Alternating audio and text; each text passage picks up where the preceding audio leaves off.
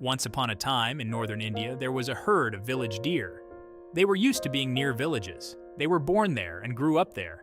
They knew they had to be very careful around people. This was especially true at harvest time, when the crops were tall, and the farmers trapped and killed any deer who came near. At harvest time, the village deer stayed in the forest all day long. They only came near the village during the dark of the night. One of these was a beautiful young doe. She had soft reddish-brown fur, a fluffy white tail, and big, wide, bright eyes. During this particular season, there was a young mountain buck who had strayed into the same low forest. One day, he saw the beautiful young doe and immediately became infatuated with her. He didn't know anything about her, but he imagined himself to be deeply in love with her, just because of her reddish-brown fur and her fluffy white tail and her big, wide, bright eyes. He even dreamed about her, although she did not know he existed. After a few days, the young mountain buck decided to introduce himself. As he was walking out into the clearing where she was grazing, he was entranced by her appearance and could not take his eyes off her. He began speaking. "Oh, my sweet beauty, as lovely as the stars and as bright as the moon, I confess to you that I am deeply—" Just then, the young buck's hoof got caught in a root. He tripped and fell, and his face splashed in a mud puddle. The pretty village doe was flattered, so she smiled. But inside, she thought this mountain buck was really rather silly. Meanwhile, unknown to the deer, there was a clan of tree fairies living in that part of the forest. They had been watching the mountain buck, while he secretly watched the village doe. When he walked out into the clearing, began his speech, and fell in the mud puddle. The fairies laughed and laughed. "What fools these dumb animals are!" they cried. But one fairy did not laugh. He said, "I fear this is a warning of danger to this young fool." The young buck was a little embarrassed, but he did not see it as any kind of warning. From then on, he followed the doe wherever she went. He kept telling her how beautiful she was and how much he loved her. She didn't pay much attention. Then night came, and it was time for the doe to go down to the village. The people who lived along the way knew the deer passed by at night, so they set traps to catch them. That night, a hunter waited, hiding behind a bush. Carefully, the village doe set out. The mountain buck, who was still singing her praises, went right along with her. She stopped and said to him, "My dear buck, you are not experienced with being around villages. You don't know how dangerous human beings are. The village and the way to it can bring death to a deer even at night. Since you are so young and inexperienced," and she thought to herself, "and foolish, you should not come down to the village with me. You should remain in the safety of the forest." At this, the tree fairies applauded. But of course, the deer could not hear them. The young buck paid no attention to the doe's warning. He just said, "Your eyes look so lovely in the moonlight," and kept walking with her. She said, "If you won't listen to me, at least be quiet." He was so infatuated with her that he could not control his mind, but he did finally shut his mouth. After a while, they approached the place where the hunter was hiding behind a bush. The fairies saw him and became agitated and frightened for the deer's safety. They flew nervously around the tree, branches, but they could only watch. The doe could smell the hiding man. She was afraid of a trap, so, thinking to save her own life, she let the buck go first. She followed a little way behind. When the hunter saw the unsuspecting mountain buck, he shot his arrow and killed him instantly. Seeing this, the terrified doe turned tail and ran back to the forest clearing as fast as she could. The hunter claimed his kill. He started a fillet, skinned the deer, cooked some of the venison, and ate his fiel. Then he threw the carcass over his shoulder and carried it back home to feed his family. When the fairies saw what happened, some of them cried. As they watched the hunter cut up the once noble-looking buck, some of them felt sick. Others blamed the careful doe for leading him to the slaughter. But the wise fairy who had given the first warning said, "It was the excitement of infatuation that killed this foolish deer. Such blind desire brings false happiness at first, but ends in pain and suffering. The moral is, infatuation leads to destruction." Once upon a time, the king of Benares had a gardener who looked after his pleasure garden. Animals sometimes came into the garden from the nearby forest. The gardener complained about this to the king, who said, "If you see any strange animal, tell me at once." One day he saw a strange kind of deer at the far end of the garden. When he saw the man, he ran like the wind. That is why they are called wind deer. They are a rare breed that are extremely timid. They are very easily frightened by human beings. The gardener told the king about the wind deer. He asked the gardener if he could catch the rare animal. He replied, "My lord, if you give me some bees' honey, I could even bring him into the palace." So the king ordered that he be given as much bees' honey as he wanted. This particular wind deer loved to eat the flowers and fruits in the king's pleasure garden. The gardener let himself be seen by him little by little, so he would be less frightened. Then he began to smear honey on the grass where the wind deer usually came to eat. Sure enough, the deer began eating the honey-smeared grass.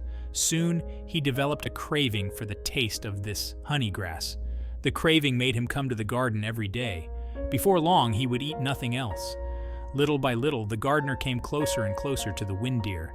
At first, he would run away, but later he lost his fear and came to think the man was harmless.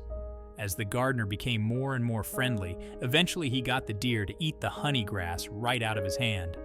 He continued doing this for some time in order to build up his confidence and trust. Meanwhile, the gardener had rows of curtains set up, making a wide pathway from the far end of the pleasure garden to the king's palace. From inside this pathway, the curtains would keep the wind deer from seeing any people that might scare him. When all was prepared, the gardener took a bag of grass and a container of honey with him. Again, he began hand-feeding the wind deer when he appeared. Gradually, he led the wind deer into the curtained-off pathway. Slowly, he continued to lead him with the honey grass, until finally, the deer followed him right into the palace. Once inside, the palace guards closed the doors, and the wind deer was trapped. Seeing the people of the court, he suddenly became very frightened and began running around, madly trying to escape. The king came down to the hall and saw the panic-stricken wind deer.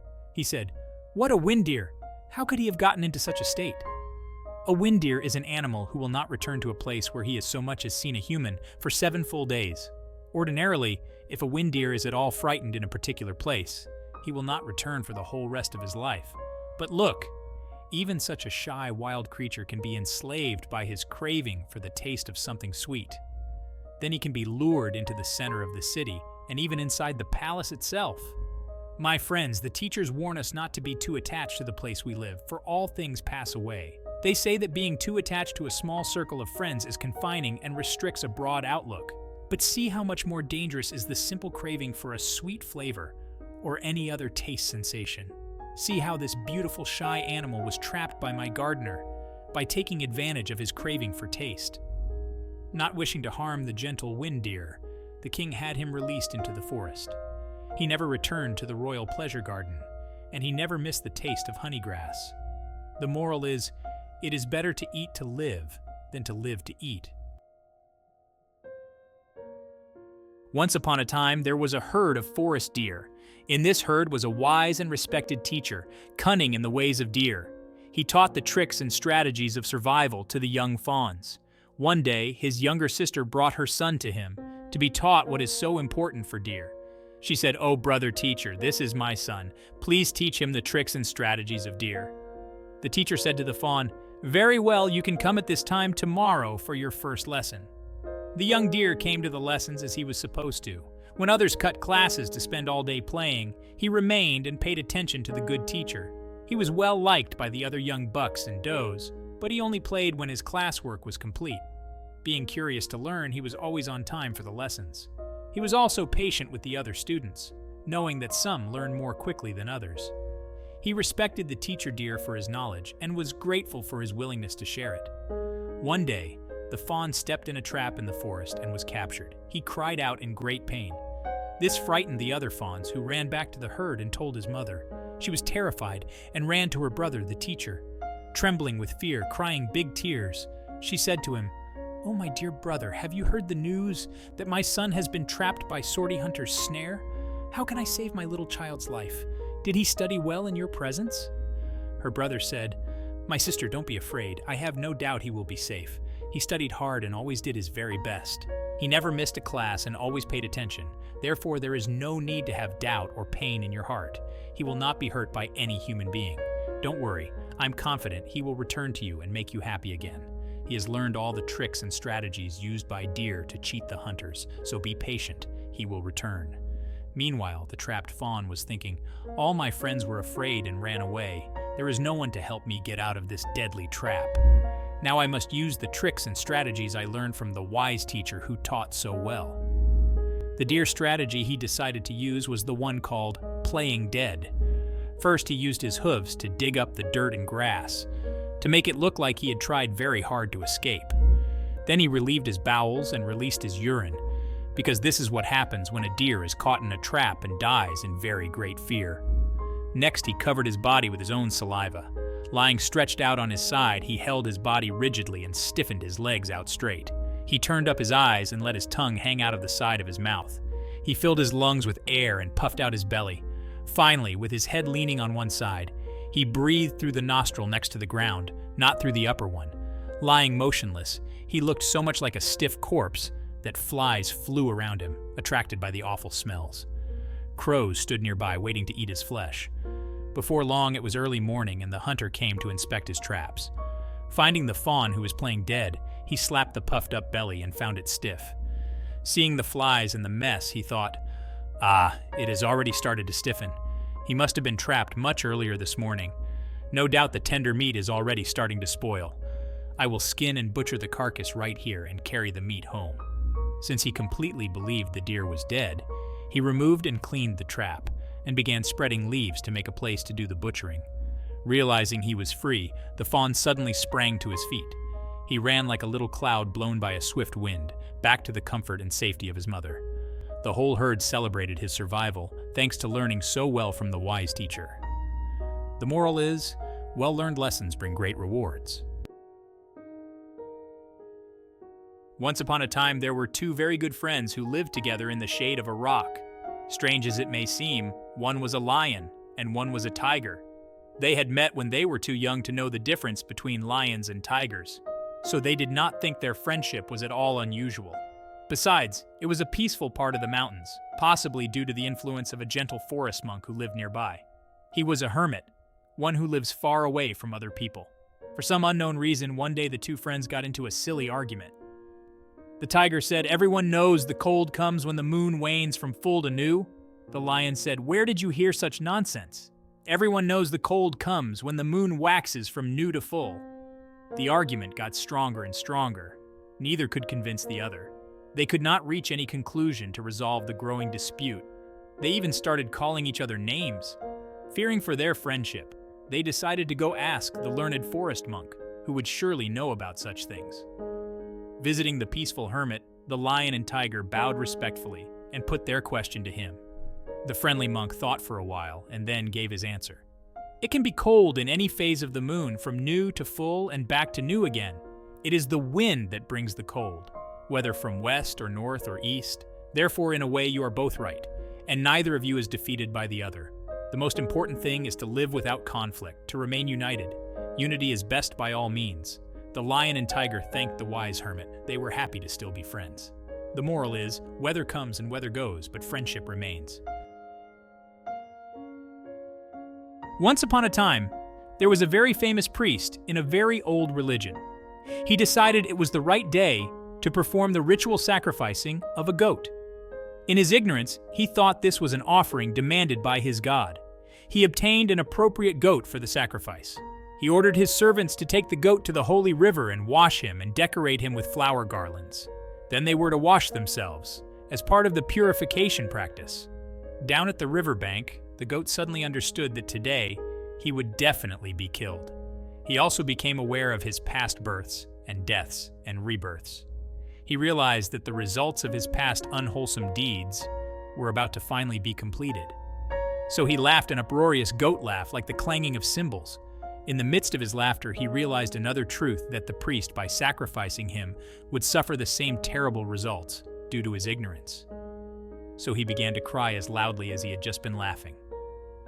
The servants, who were bathing in the holy river, heard first the laughing and then the crying. They were amazed, so they asked the goat, "Why did you loudly laugh and then just as loudly cry? What is the reason for this?" He replied, "I will tell you the reason, but it must be in the presence of your master, the priest." Since they were very curious, they immediately took the sacrificial goat to the priest. They explained all that had happened. The priest, too, became very curious. He respectfully asked the goat, "Sir, why did you laugh so loudly and then just as loudly cry?" The goat, remembering his past lives, said, "A long time ago, I too was a priest who, like you, was well educated in the sacred religious rites. I thought that to sacrifice a goat was a necessary offering to my God, which would benefit others, as well as myself, in future rebirths. However, the true result of my action was that in my next 499 lives, I myself have been beheaded. While being prepared for the sacrifice, I realized that today I will definitely lose my head for the 500th time, then I will finally be free of all the results of my unwholesome deed of so long ago. The joy of this made me laugh uncontrollably. Then I suddenly realized that you, the priest, were about to repeat the same unwholesome action and would be doomed to the same result of having your head chopped off in your next 500 lives. So, out of compassion and sympathy, my laughter turned to tears. The priest was afraid this goat might be right, so he said, "Well, Sir Goat, I will not kill you." The goat replied, "Reverend priest, even if you do not kill me, I know that today I will lose my head and finally be released from the results of my past unwholesome action." The priest said, "Don't be afraid, my fina goat. I will provide the very best protection and personally guarantee that no harm will come to you." But the goat said, "O priest, your protection is very weak compared to the power of my unwholesome deed to cause its necessary results." So the priest canceled the sacrifice and began to have doubts about killing innocent animals. He released the goat and, along with his servants, followed him in order to protect him from any danger. The goat wandered into a rocky place. He saw some tender leaves on a branch and stretched out his neck to reach them. All of a sudden, a thunderstorm appeared out of nowhere. A lightning bolt struck an overhanging rock and cut off a sharp slab which fell and chopped off the goat's head. He died instantly, and the thunderstorm disappeared. Hearing of this very strange event, hundreds of local people came to the place. No one could understand how it had happened. There was also a fairy who lived in a nearby tree. He had seen all that had occurred. He appeared, gently fluttering in the air overhead. He began to teach the curious people, saying, "Look at what happened to this poor goat. This was the result of killing animals. All beings are born and suffer through sickness, old age, and death, but all wish to live and not to die.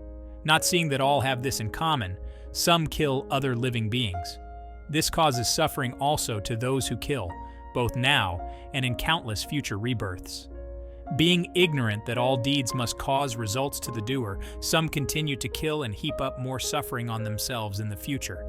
Each time they kill, a part of themselves must also die in this present life, and the suffering continues even by rebirth in hell worlds." Those who heard the fairy speak felt that they were very lucky indeed. They gave up their ignorant killing and were far better off, both in this life and in pleasant rebirths.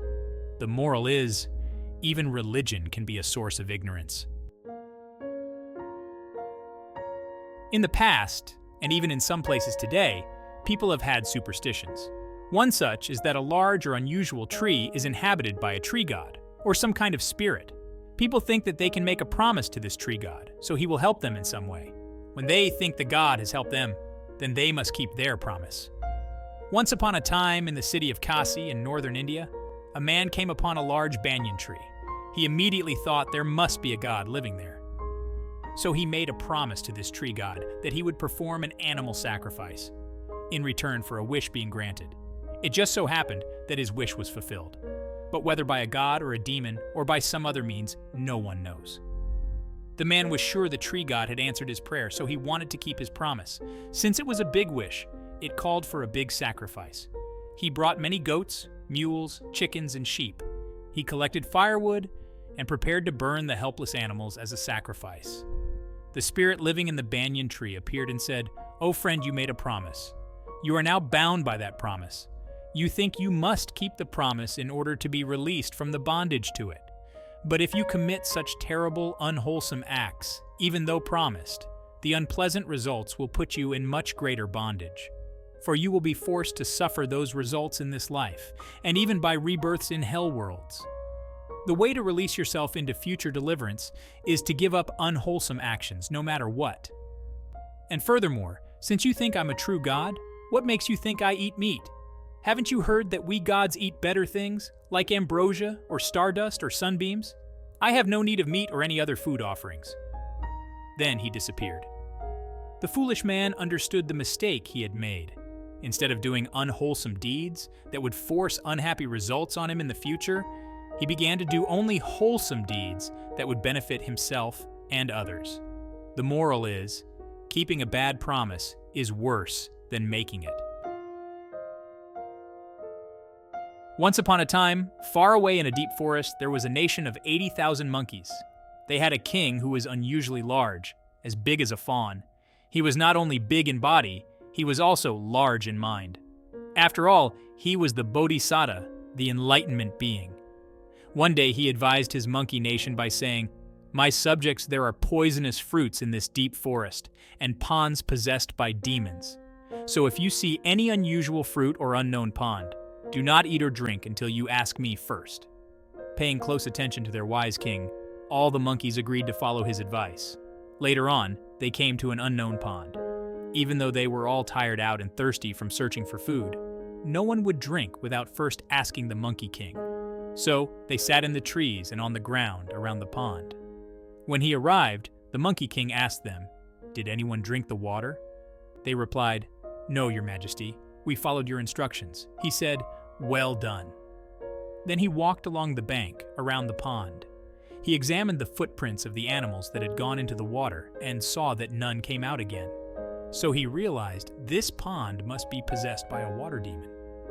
He said to the 80,000 monkeys, "This pond is possessed by a water demon. Do not anybody go into it."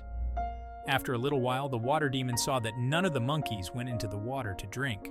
So he rose out of the middle of the pond, taking the shape of a frightening monster.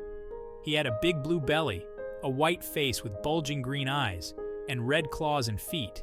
He said, "Why are you just sitting around? Come into the pond and drink at once." The Monkey King said to the horrible monster, "Are you the water demon who owns this pond?" "Yes, I am," said he. "Do you eat whoever goes into the water?" asked the king. "Yes, I do," he answered, "including even birds.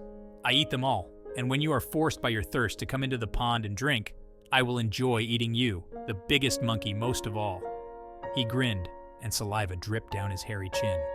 But the Monkey King with the well-trained mind remained calm.